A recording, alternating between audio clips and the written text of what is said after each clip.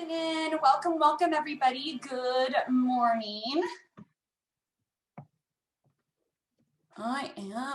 Everybody is jumping into the call this morning. We're going to start off with a little video. Andrew, can you see that and hear it? Yes.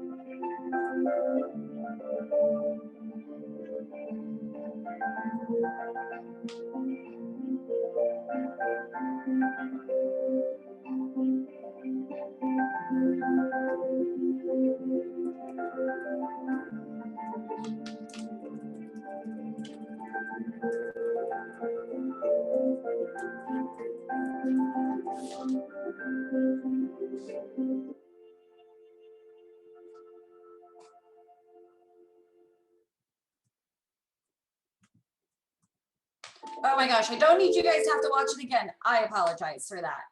Whew. Okay, you guys, welcome to our State of the Industry. Sorry, you guys, that video was just too good to share. Hopefully you got to see some familiar faces. And oh my gosh, Chris, like when I watched that video, I thought, it seems like forever since we were talking about Red Day, and it was literally just a month ago. So hopefully that brought back some awesome memories, and we've shared that video with everybody in the network. So please enjoy it, share it, and spread the love with us. So We are mixing things up again today.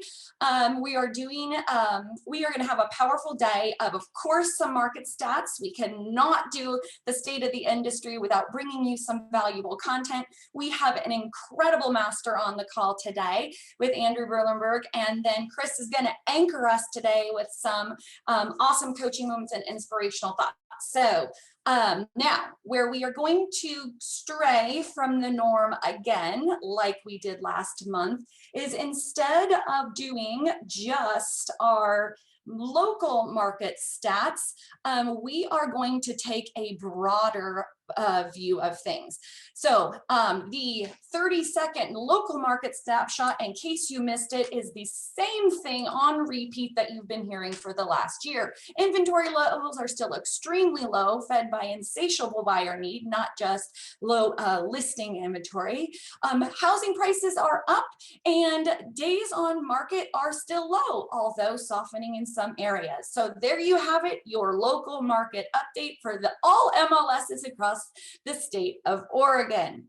Now we are going to pan out because this week, many of you guys have already seen it.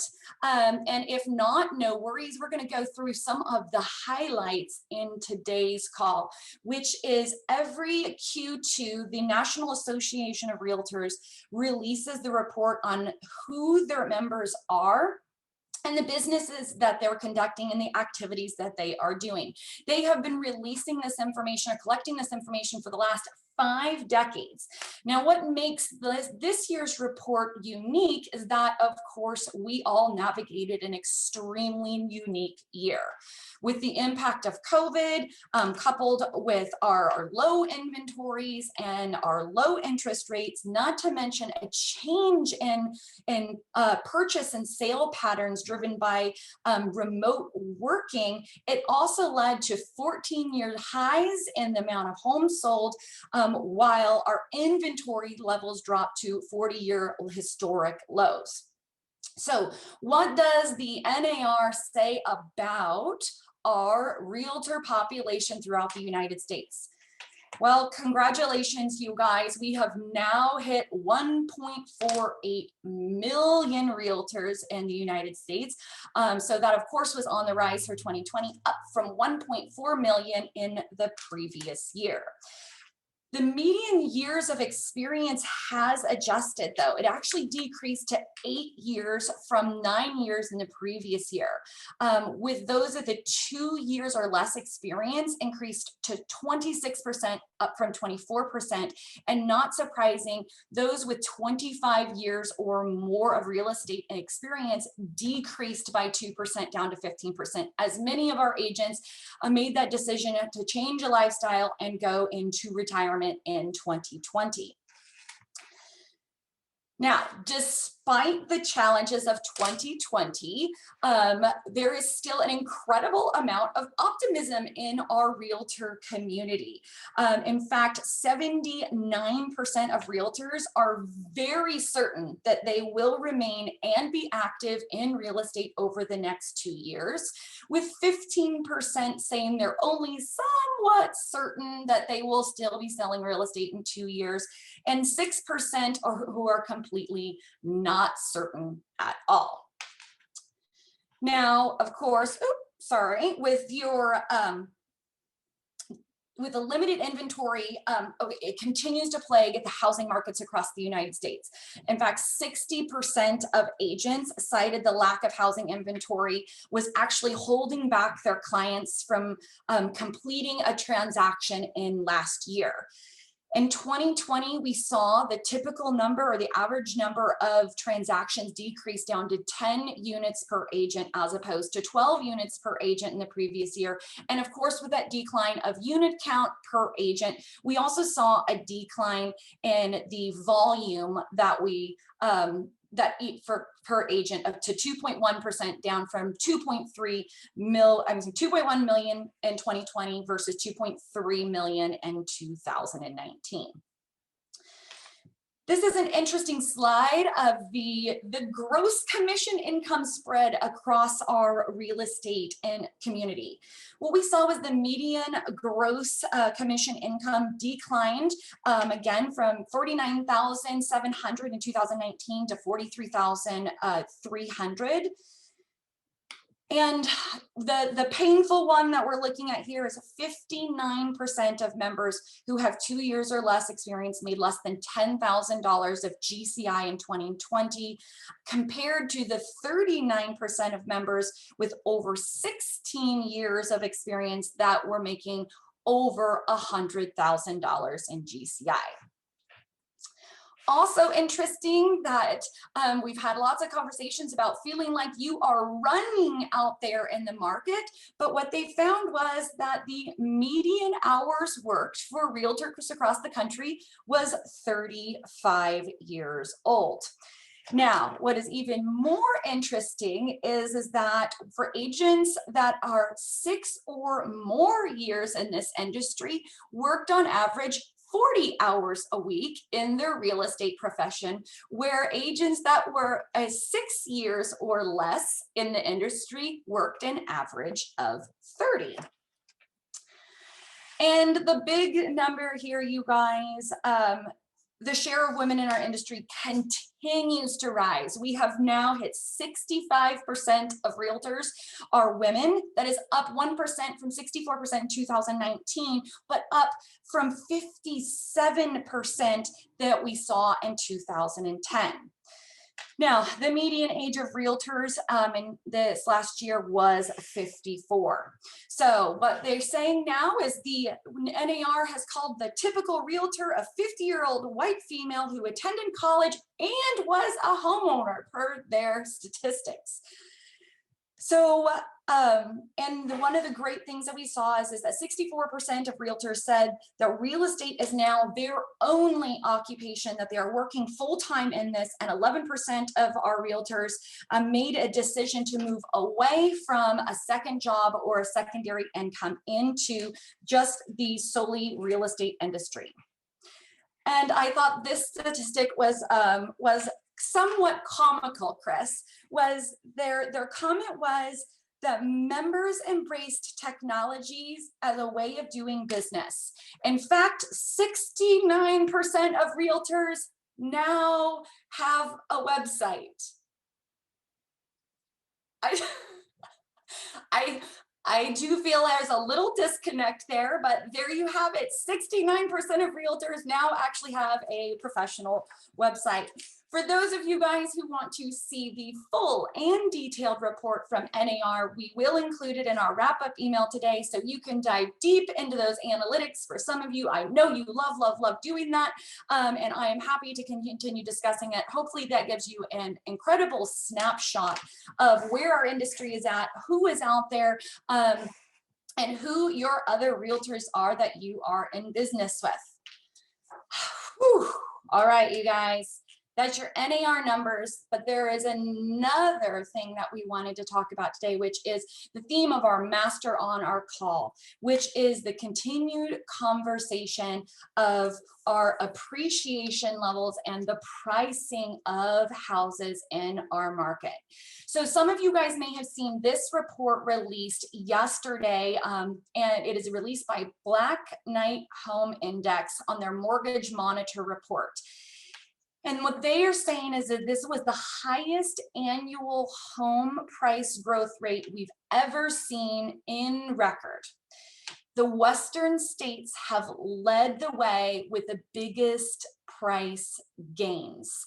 As you can see, that those Western states, oh my gosh, we are sitting at what they're saying 17.7%. Our neighbors, Idaho, at 33.9% appreciation in a single year. Of course, Washington also a huge increase there with 20.9, and California at 17.8.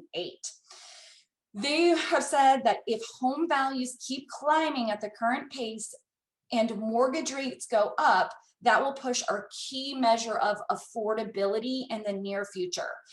The payment to income ratio, it will about 23.6% average has been for the last 25 years. Anything above the current ratio, right, which our current affordability ratio is 20.5%, is considered the tipping point of affordability. And what they're saying is if rates on the 30-year fixed rate loan rise to 3.5% by the end of 2022, the national payment to income ratio would hit 21.6% by the end of this year and 25% by the end of 2022. So we will continue to watch those markets, watch our average home prices, watch those appreciations, and as well as that affordability index. Whew, market stats of the moment. So with that, Andrew, I have prepped you for the conversation of the day. This is a topic that we are seeing come up over and over again in our mastermind groups. Agents are constantly talking about what does pricing look like in today's market when we're seeing these extreme appreciation levels. Before we transition, I want to just give you guys a snapshot of what's happening in your local area. So as we talk to Andrew about pricing, you guys can see what is happening within our market centers. These are our 5 market centers across the state of Oregon with your new average sales price. 4 out of the 5 of our market centers sent an all-time historic high for your average sales price in the month of May. And you can see that we range from an appreciation or an increase sales price at 12.2% all the way up to 29% increase in our average sales price in our Southern Oregon area. So we've gone national, we've gone local, and now we are going to talk specifics. So Andrew, welcome to the call. You are one of our incredible masters of the art and science of pricing. So for those of you who have not had a chance to meet Andrew before, Andrew, you run a small team out of our Keller Williams Realty Professional Office. Tell us a little bit about your small and mighty team makeup. Absolutely. And Leslie, thank you again for having me here. I'm honored to be here and realize that I'm a diversity candidate now representing 35% of us that are male realtors. So despite that, I still appreciate being here. So thank you for that. Yeah, I do run a small team. There's 4 of us. So I'm the lead on sellers. Jared Banis is my buyer's agent. He handles all our buyers from start to finish.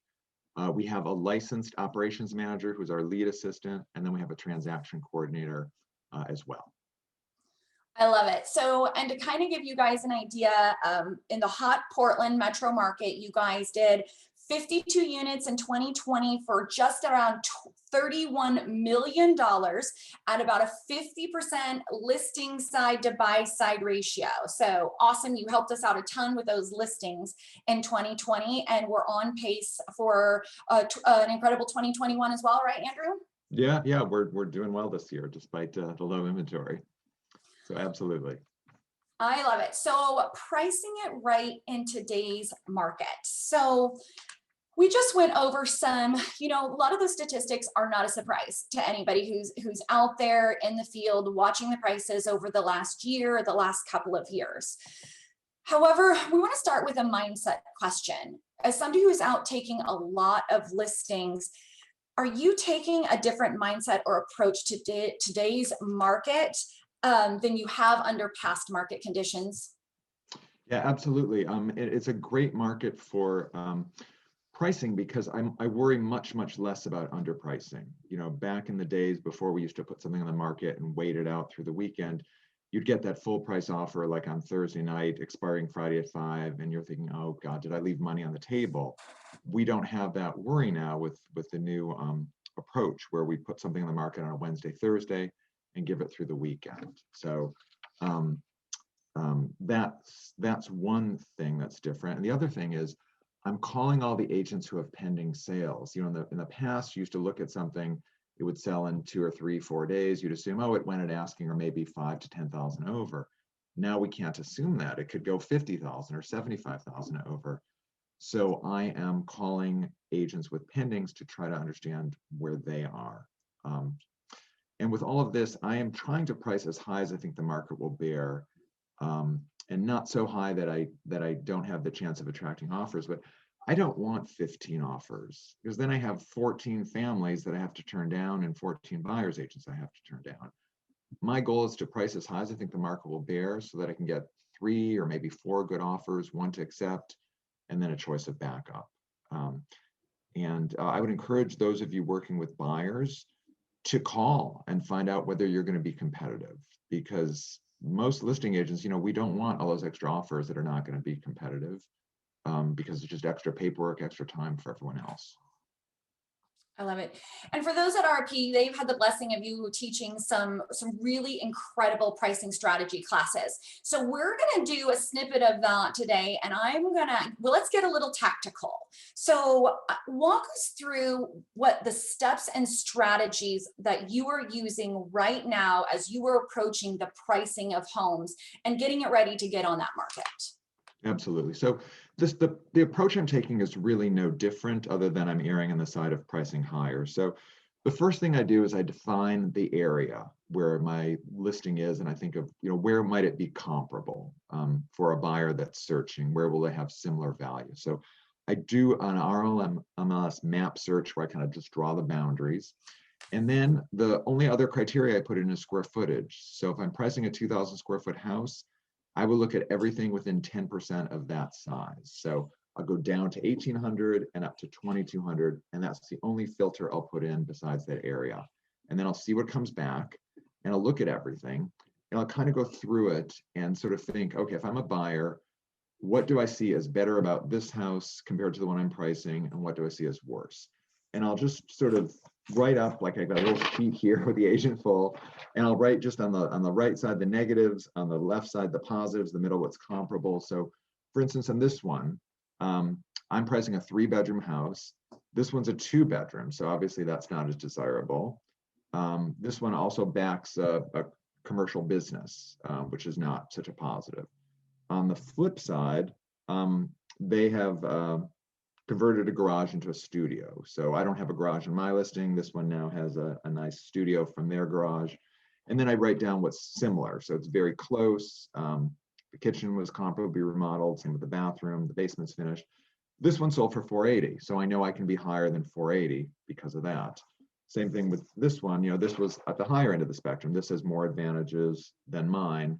Closed, it was listed for 499. I called the agent. It was going to close somewhere above 550. So I kind of knew that, okay, I can't be as high as 550. So I attempt to sort of set a floor and a ceiling of where I need to be, and then kind of drill down. That's the first step. Second step Andrew, is, can I ask you, just as the questions are coming in, is on average, as you're looking at those comps, how many comparables are you really using, and how far back are you looking at those comparables for today's market? Yeah, no, that's a great question. So I used to go back 6 months just to find enough. In this market, like when I was pricing in March, April, I was finding stuff that sold November, December was irrelevant because prices have gone so crazy this year. So I'm pretty much going back 3 months now, if possible. If I need to go back 6 months, I'll only look at stuff that went pending in 2021. It depends, again, how difficult a house I'm pricing. Like I'm pricing something in a suburban location right now. I've looked at 5 in the neighborhood. That's going to be good enough. For something like the house that I'm talking about here, that was, you know, a kind of an older, sort of funky house in Northeast Portland, I could look at 30 to 40 online, and then I narrow it down to maybe 5 to 10 maximum that I'm going to put in my report and present to a seller. Perfect. Yeah, absolutely. The second step, though, in the price. So the first step that we talked about is the square footage search, looking at everything in that area within, let's say, 10% square footage. Let's say I think the house is going to be $550,000. I'll next do a reality check on price. I'll use that same map. I'll go back 3 months maximum, and I'll look at everything that's sold between 500 and 600, again, just to compare to see what we look like, just to make sure that is the right range. And it is very, very time intensive to do this. And I feel like putting the time in now will save me the stress, aggravation, and extra work from having a listing that doesn't sell or that needs a price adjustment and a relaunch, 3 weeks, a month, 2 months into it. So I try to get it as close to where I think it needs to be up front. And how much time are you putting into doing that, Seema? You say, I'm going to invest the time. We've got people on the call that just started today to people who've been on this call for 30 years. Is this, you're putting in an hour into assessment? Is this multiple hours? It is way too long, and that's a fault of mine, but I would say it's probably 3 to 4 hours to do the research and narrow it down. And then I do another step as well. I review it with my operations manager, my transaction coordinator, just to get their take as well. So, we go through the picture, they read my notes, I take pre-listing photos, they review those, and then we kind of go through the CMA together and I get their thoughts. Okay.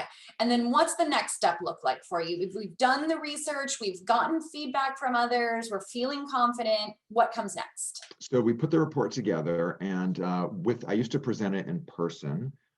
Thanks to COVID, I'm now doing it over Zoom, and that's something I'm going to continue doing because it is so much more efficient. It saves me a half an hour driving to and a half an hour driving back, and it just goes a lot quicker when they're not distracted at their house. So I present it over Zoom. I take them through a report, and I find that once we get through the report, they kind of see the work that I put in and the analysis. So even if they think their house is worth $750, if I come in at $699, the majority of the time they buy off on my recommendation.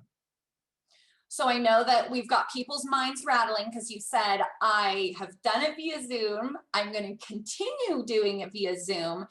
Have you already previewed the house before we have this Zoom conversation, or how are you bridging that gap? Yeah, absolutely. Absolutely. So my first meeting is always in person. So I talk to them. The goal is to build rapport, learn a little bit about the house. I ask a bunch of questions and get them talking. And then I go to take a look at the house. I prefer to see the house on my own, but a lot of times they want to walk me through. So I let them walk me through. I take a notepad. I kind of write down all the notes of the things they talk about. And then I go through on my own and take detailed notes and photos. So it can take a while. But the photos are great to get second opinions from my team as well on, should this carpet be replaced? Should this paint be changed or whatever? So that's the first meeting. And then I commit to do the pricing and I get back, depending on how quickly they need it, we set an expectation of how fast I'll finish that. And then I schedule the Zoom meeting after that. So two-step approach. So we walk them through the numbers. We've looked at the house. We walk them through the numbers via Zoom. We settle on a price, hopefully. What comes next for you? So, oftentimes they're not quite ready to sign immediately, or, they've got work to do, so they don't feel the urgency. We kind of agree on a range. And I usually make a recommendation that's within a $25,000 range, not a specific price. And then we'll help them get the house ready. And then ideally, if they want to move forward, they sign the listing paperwork, and then, we go from there. Help them get the house ready. What does that mean for you, right? Like, are you doing their dishes for them? What does that mean? The dishes, we do the dishes only if it's like 10 minutes before the photographer is going to show up and they're there. Otherwise, we leave that to them. So I just went to a house yesterday. It was a referral from a realtor I know in the Bay Area. These are realtors there as well. It's his mother's house. She's 97, has owned the house since 1971. She's been in assisted living for 2 years. You can guess what the house looks like. So we're putting together a whole recommendation on what they should do. Strip wallpaper, rip up the carpets to expose the hardwood, power wash, paint. I've got a whole laundry list. We will get bids on all of that. So our operations manager, probably about 75% of her time is spent either helping get houses ready for market or dealing with the inspections and repairs, getting bids and managing that work after the fact. So she'll move forward getting bids on everything. We'll then have a call with the sellers to review it, and whatever they authorize, she will then go forward, schedule those contractors, coordinate their access, and make sure the work gets done. That is an extreme level of customer care. That's amazing. So we've made those recommendations, sellers selected what they're going to be doing, and we're ready for market then? Yeah, absolutely. Once it's done, we're totally ready for market. And, we all know it's better to get this done up front. I mean, I've got a listing that's going to need to be relaunched where, I kind of thought the price might carry it, but we had horrible paint colors in the living room and the bedrooms. I brought it up several times and was shut down. She was so proud of the green faux painting she had done in the living room and dining room. There was damage in the entry. So I convinced them not to paint it that same color, to do it like a neutral white. So we got that, but the feedback came back, and it's, it needs the work. So they've been repainting now, and we're changing the red carpet as well. That's on order coming June 23rd. But it's much worse. We've missed the window. We've had 15 showings out of the gate, no offer. Now we're trickling down to just a handful a week, and we'll end up relaunching it, but much, much better to have the house ready in advance. And before we go on, you mentioned that a couple of times, this relaunch is it just the refresh, or is there any additional pieces or strategies that go into what, say we did miss the mark on this particular one, we get that feedback back. What does a relaunch look like for you? So yeah, we try to simulate a brand new beginning. So we will take them off the RMLS.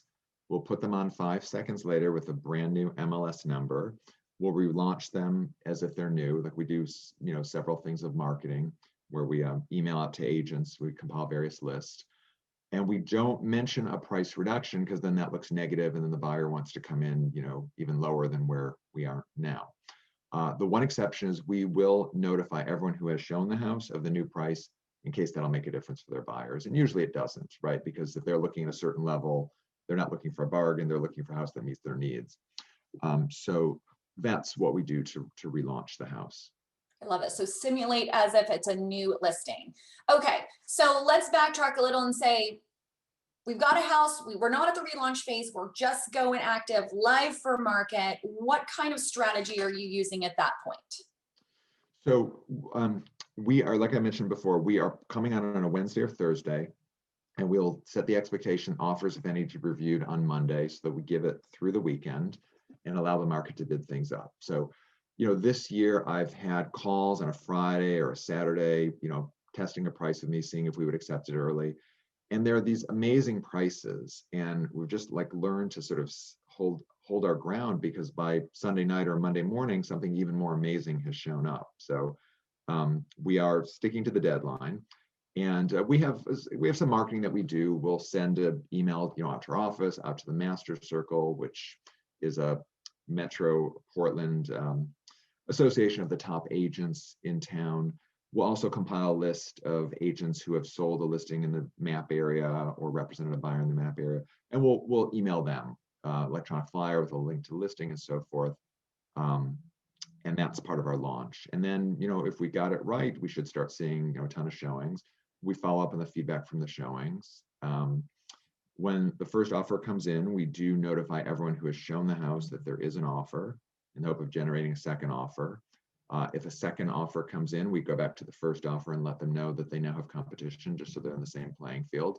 And I'm very transparent with the buyer's agents, and I treat everyone fairly. So recent example, we had a house listed for 6.25. I thought it might get bid up to 650.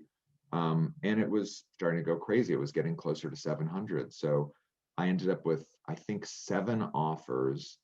And I called everyone and said, even the ones that were not anywhere near competitive, said, hey, just want you to know we are closer to 700. We're approaching 700. Your offer right now is not competitive.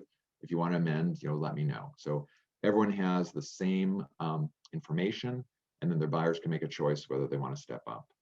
And I think are you publicly posting in the MLS what that deadline looks like, or is that a conversation as agents are reaching out to you? It's a conversation. I'm still very sensitive to scaring people away who've not walked through the house. So I'm only sharing it with people who've already come to see the house and are thus in a position to potentially make an offer. Awesome. So we list on Wednesday, Thursday, we have activity over the weekend. Monday comes around and either we have offers, yay, we move forward in the strategy you said, but what happens if Monday comes around and there's no offers? Yeah, it can be painful. It's all about setting expectations. So I had one. I was away 2 weeks ago for my daughter's college graduation, and we had put 4 listings in the market that like Wednesday, Thursday, Friday, right? While I was leaving, and that's a lot for us. I mean, usually we do about 2 a month, but that was a lot. They all happen to be concentrated right then because you know the story. Take a vacation, and then everything comes together. So I had one where really high maintenance clients, we had nothing. So, we had to have several conversations while I was in New Orleans for the graduation. And, they wanted to talk to me first thing Tuesday morning when I was back. So we had an 8 o'clock call, 8:30 call scheduled. And we had only 2 shows, nothing from Wednesday through Sunday. And this was in Westlake. I mean, a hot neighborhood where things were just flying out the door. Monday, as I was flying home, we had 2 showings, and one sends me, thank God, a above asking price offer. So that certainly changed the conversation. But yeah, I mean, if there's no activity, that's the absolute worst thing that can happen. And I think it's just important to be honest and acknowledge the mistake. If there's a ton of showings and no offers, that's not on me, right? That's just, people are coming. I can't make someone make an offer in the house, but I kind of feel like my job is to get people in the door. And if no one's coming in the door, that's a really painful conversation. And it just requires being brutally honest. And it's sometimes hard to have those conversations when I'm the one recommending the price that I'm wrong. That brutal honesty. Somebody posted in the chat box. Kari is asked, is that the time that we discuss a relaunch, or what would be the next step action? We have a brutally honest conversation, as you said, and is it a recommend for a price reduction, or is there a different strategy you implement? So excellent question. I normally recommend going through the second weekend because this is a crazy market and things are going super fast. But sometimes it still takes through the second weekend for someone to show up. And it's going to depend. Like, I get asked this question by my sellers, what we do. And you can never predict. I tell them it's based on the amount of showings we have and the feedback from those showings. So if there's absolutely no showings, then that tells you something. But I still might recommend waiting till the second weekend just to see. When there's a ton of showings and no offers, like I had another one, we'd recommend a price change, let's say after the second week. And I have a price reduction that was signed 2 weeks ago on a listing, but just before we were going to reduce the price, a broker had come up with a client who's all excited about buying the house. He's trying to get his lending together. So we're waiting on that because, why take $21,000 off the table if you might see an offer? But in general, if you see 15 to 20 showings and the feedback stuff you can't change, which hopefully it isn't because you've done the painting and the carpet and all that stuff before coming to the market, then it's probably time to consider a price change. Well, and I think that's really great insight as somebody who's listing a lot of properties is every realtor is going to have that anxiety come Monday with no offers. And sometimes having just a little patience and having the right conversations and a little patience, especially in kind of the momentum that we're seeing in the market today, where a lot of buyers are waiting until Monday or Tuesday to come forward with an offer, is a really interesting dynamic. Are you seeing that more as a trend where you're getting more offers come in on that Monday, Tuesday, as opposed to Thursday, Friday, Saturday? Yeah, and I want to pick up on that, something you said before too. Another reason to wait for the second weekend is that buyer expectations are such that if something is listed for 500, they're thinking it might go for 575. So that if they see the first weekend passes and still in the market and they can only spend 500, they might be willing to take a look and write you the 500 offer. So that's another reason to wait through the second weekend. In terms of offers showing up, I think a lot of the agents are waiting till the end. So if offers are Monday evening, you might not see the offers till Sunday night or Monday morning. With the exception of people who think they're writing a really strong offer, you might see that right away, where they come in very strong in the hope of, scaring and preempting other people. I love that. Another question that came in, and this is one that we hear a lot is what if your seller, after walking them through all of those numbers, wants to list higher than what you've recommended? Yeah, and that can be a tricky one. I mean, I am hesitant to cross a threshold. So I declined a listing of a triplex this this year. I had priced it last August, I don't know, maybe like 550 or something.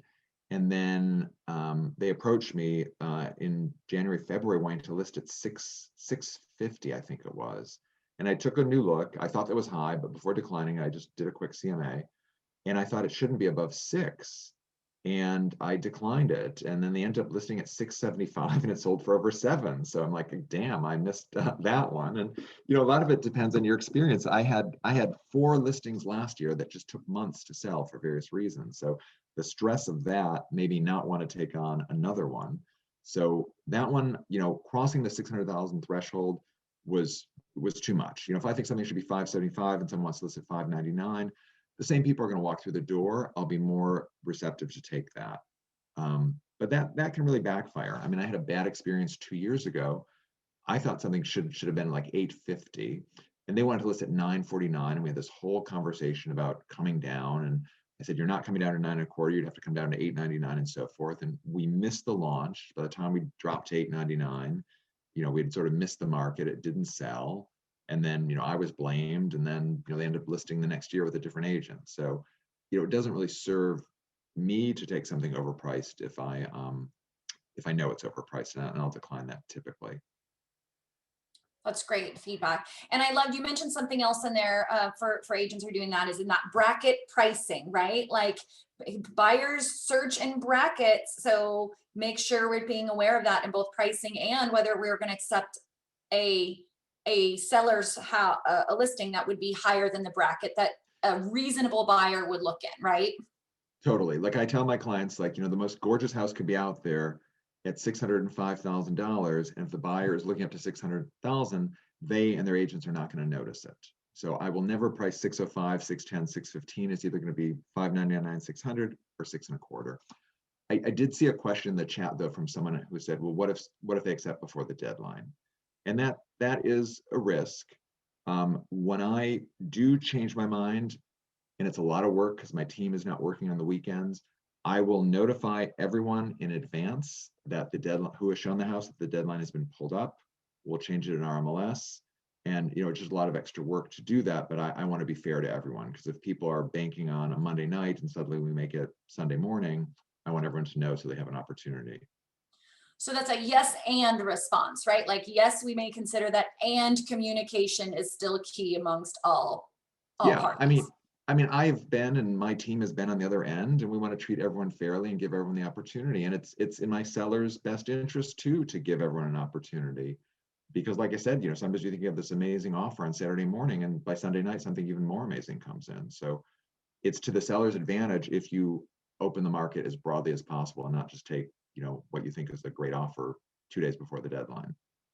So many valuable nuggets here. We're going to wrap it up with one more question from Ms. Amy McLeod, because I want to make sure we hit on that one. And is that, are you dealing with pressure on commissions right now? Because it scrolled down. Are we dealing with pressure on commissions because the rapid rise of the market and it looks easy? Absolutely. So, for houses priced up to a certain level, maybe it's 700,000, I try to stick at 6%. And that can be tough. I mean, I had a real battle for a past client who I've helped, starting since like 2009, because I wouldn't give them a discount on the buy and the sell. And then they couldn't really find an agent that they felt was competent. So I got it, but they wanted this whole thing about if I didn't earn the 6%, they wanted the opportunity to, and I just let the clock run out. They got ready we'd help them get the house ready. We sent them the paperwork and they accepted, they finally accepted the 6%. But there's others where it is challenging to keep that. And if I'm competing against a bunch of others, and it's a listing, I feel like they're going to take my advice and price it where I think, I'll go in at 5 just so I don't lose it. It's hard. Back last year, I used to be able to justify the extra value by, quoting the percentage of that my listings would sell for 101.2% of asking or so on average, and I make up the extra percent. In this market, I mean, everyone is doing that. They're getting bid up so much that that's not really a differentiating factor. So it is more of a challenge, but the good news is it should be less work though. If the house is prepped and ready, it should sell right away and you don't have to stress and carry it for 3 to 6 months. I love that. I think what everybody can take away from this, so many nuggets on pricing strategies, but clearly honesty, communication, transparency, like just ringing through every step of this conversation, Andrew. So for those of you guys who are looking for an incredible realtor in our Portland metro area, Andrew, will you pop your information into the contact box? Also, he does an incredible pricing class that he has done for at least our KWRP location. And if that is something that you guys are interested in as well and experiencing, please let us know so we can make sure that is available to you in your local areas. Andrew, thank you so much. Congratulations to you and your team on an incredible year in 2020 and off to an incredible start in 2021. We appreciate your time and all of your insights today. My pleasure. Glad to be here. Okay, you guys, I hope you got as much out of that as I did. And we are going to wrap up this call with the amazing Chris Suarez. I'm turning it over to you to bring us home. Awesome. Thanks, Leslie. You know, the only thing I'll add to the last conversation as we were wrapping it up and talking about commissions is across our brokerage network, we have not seen the average commission go down, even in the last 24 months, 18 months, 6 months. So that should give us confidence in our value as an industry. We've clearly seen that question come up more. And what I would suggest is making sure that from the beginning of our conversation, make sure that you talk about your negotiation skills as one of the reasons why anybody will hire you, does hire you, should hire you. Because at the end of that conversation, when they want to make it that the job is easier, that homes are selling faster, that they could put out a sign and sell it. The answer to most of those questions, except is it easier, is yes. Yes, they could put out a sign and probably sell it. Yes, it will sell faster than it used to. But the fact is I believe my negotiation skill today is worth way more money than it was even in a slow market, because I'm negotiating multiple offers, and actually I'm able to negotiate. List price to sales price ratio isn't the win anymore where it was in a slower market, but being able to negotiate the best net and best terms continues to be a service that sellers should and will pay for, as evidenced by Andrew saying that he typically does. And I know this to be a fact because I see those documents. He typically does take that 6%. So just keep in mind, it's hard to establish that at the end of the conversation if during the presentation we haven't talked about negotiation.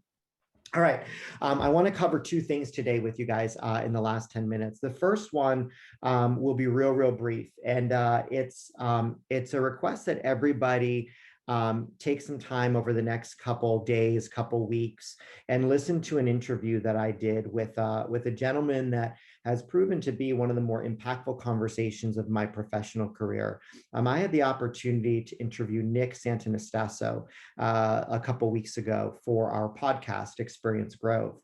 And I'll tell you guys, for those of you who don't know Nick, just an incredible human being. He's a best-selling author. He is a public speaker. He's a fitness model. He's an internationally competitive athlete. He has millions of followers on social. He shared the stage with Tony Robbins, Dwayne Johnson, right, The Rock, Rachel Hollis.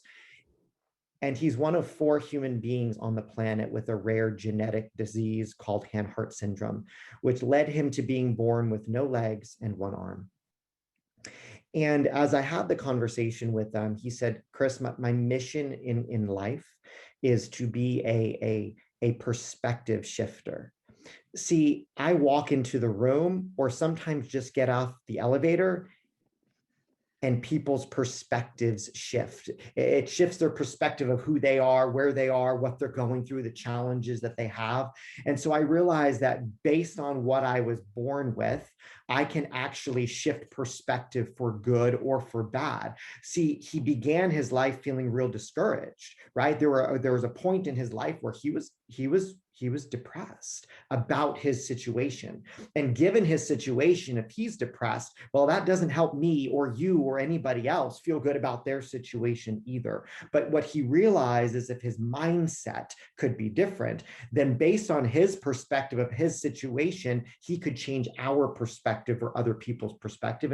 And so he went on this mission to change perspective.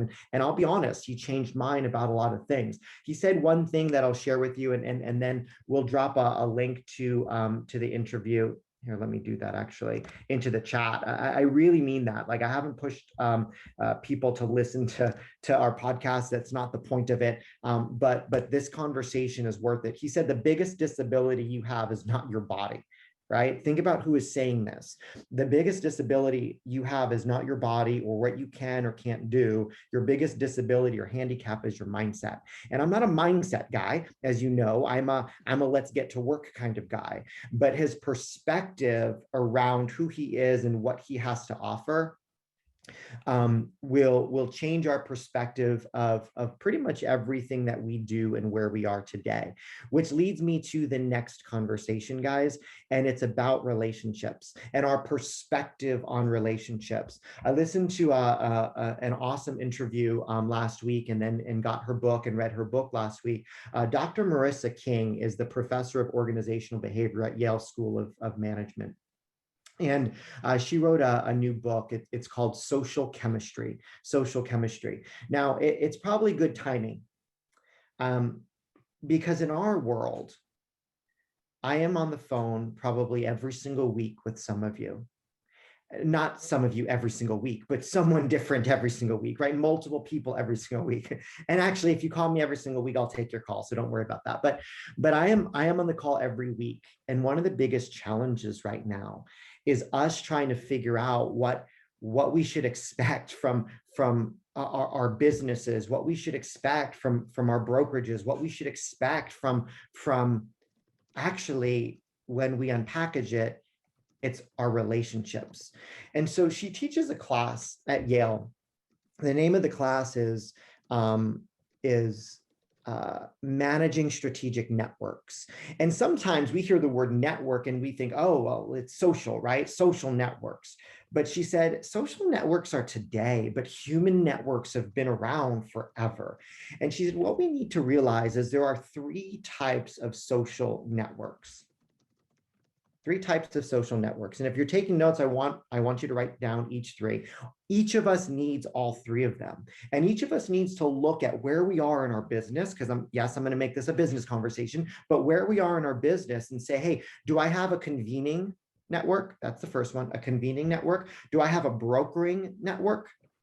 Which is an interesting conversation or word. And do I have an expansionist network is what she says. Convening network, brokering network, an expansionist network. Now, most of us have a convening network. And if we're not careful, that's where we'll end. A convening network is characterized by this dense web of interactions that we create. But that web is dense because those relationships are tight. So she said in her interview, think of you having a house party. Maybe you're having a graduation party, or maybe you're having a retirement party, or maybe you're having an anniversary party for a close friend. And you look around the room and who's at that party? Well, almost everybody knows each other in that room. Why? Because you are all close friends, right? Pretty much everybody already knows the person sitting next to them or across the room. And that type of network is because there's been this investment in deep and enduring social relationships. It's really powerful, right? Those networks are strong. The benefit of that type of structure is really good in business for execution, really, really strong relationships, right? Leslie and I, for instance, have worked with each other for, gosh, I don't know how many years, Leslie, a decade, right? A decade. So there is a real strong convening network. And my network now knows her network, right? That's a convening network. You build it because you're in the same place. The downside, guys, the downside is that it can lead to groupthink, or you can essentially exist in an echo chamber, is what she says. It's a default network. It's where you end up if you don't choose to go out and find new partners or new business relationships or new conversations. It's a challenge for me, right? I love that there's over 100 people on our call right now, but you also have 100 other friends somewhere in the brokerage network that doesn't show up. And that could mean that they're sitting in their convening network, their team, the person in the office next door, the 3 or 4 people that they always go to for advice. That's a convening network. The big part of the convening network is comfort. People don't like change, right? They need close relationships. They want to hear what their close relationships will tell them. She says if we're not strategic, our network will evolve to look like this. Okay, we need some of those, but we also need the second type of network, guys. It's called the broker network. A broker network tends to be quite different because they actually tend to straddle social circles, right? We've talked a lot about that in our world recently, like getting outside of your immediate social circle, whether it's because they act like you, they look like you, they talk like you, they came from the same school, the same town, they're in the same industry. Getting outside of that small convening network and beginning to broker the network is critical. It's so much of what we do here, guys. We go out and say, well, who might not be in your network? Like many of you never met Andrew, and honestly, everybody should. One of the best realtors in the industry. And so we are brokering a network and putting different people in front of you to just, maybe you didn't like everything he said. I don't care. But the fact is he'll share what he's doing to win and learn and grow. That's the brokering network. Brokering networks actually, they say, wind up tending to have more life balance, social balance, business balance, because we're taking different perspectives.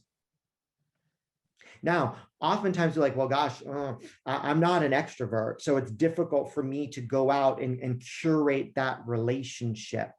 You need to be around people that will curate the relationships for you. Guys, I am too. I am a person that is not socially extroverted. I am a person that's it's difficult for me to make new friends. If I did not actively go out and find and broker relationships, guys, I would just have a convening network and I would be very limited in what I did, what I thought about. It was me, right, 15 years ago doing the same thing year after year after year in my business. So what is the value of the broker network? Interestingly enough, we use that word a lot here, but that's what the brokerage is, bringing different people together to work. Now, that is a bit of a challenge, and we're going to talk about that in just a minute in the world that we find ourselves in, which we've all been splintered and apart. We have to change that, guys. We have to get back together for the purpose of growth, growth of personal, right?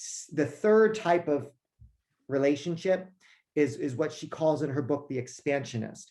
There are some people that have the power to know many more people than we do. The average person, she says, knows 600 people. Now, that seems like a lot to me, but interestingly enough, you take a step back and you say, well, actually, yeah, the average person knows about 600 people. The expansionist, right? The person that builds networks as an expansionist, not real estate expansionist, but relationship expansionist, knows more than 6,000 people.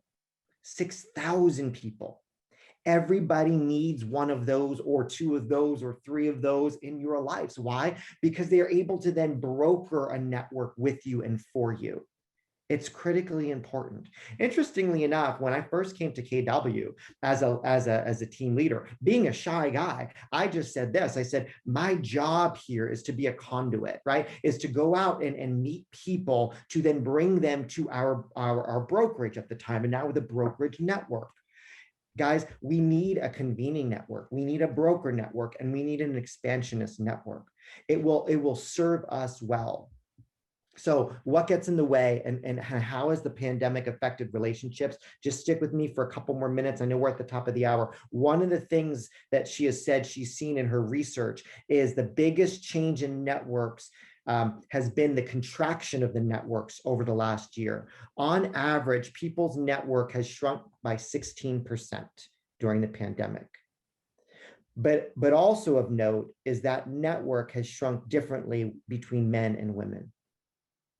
Women's networks have actually shrunk close to nothing, while men's networks have shrunk by more than 35%. And here's why. She said that men's networks are built on doing with each other, and women's networks have historically been built on communicating with each other. We've been able to communicate by phone and Zoom. We haven't been able to do a lot with each other. So be careful that your networks don't shrink. She said that the average male during the pandemic, his network has shrunk by 400 or 400 people or so.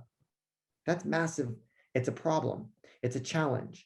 And what you'll see us do right now is push people, not push, but encourage people to get back to the office, to get back to engaging with people safely, right, at your comfort level. But it's so much of what we do in this business. It's so much about our personal growth and our business growth and those social, right? Again, her name is Dr. Marissa King. Her book, Social Chemistry. She teaches at Yale that course called Managing Strategic Networks. We have to take a step back and say, hey, what is the value of what is the value I expect from my work environment, my brokerage environment, my industry? The convening network, the brokering network, and the expansions network is critically important for you to be able to plug into or engage or say, hey, I need help with that. Like, this is what I'm struggling with. Who should I know? Who should I talk to? Who should I be engaged with? That network is critically important. And so much of it happens when we do things together. So we're really excited about the next 30 days. I think every single office in the network in the next 30 to 40 days will show back up. We're doing grand reopenings. We're having picnics and we're having, I won't say parties, right? But we're having picnics and summer events because we can be outside, we can be inside. Guys, it's important for us to plug back in. And we wanna be sort of the network that sort of is the conduit to those three types of social networks that each of us have. All right, that's what I got. All right, you guys, that wraps it up for today. Check out the chat box. We are also adjusting our state of the industry moving forward to bring us together as a network, be able to see those faces. So look for a brand new link for our state of the industry in July. I dropped it in the chat box so that we can do this meeting style and see our fellow agents in the network. Thank you all for coming today. Watch for the wrap up video and have a powerful day.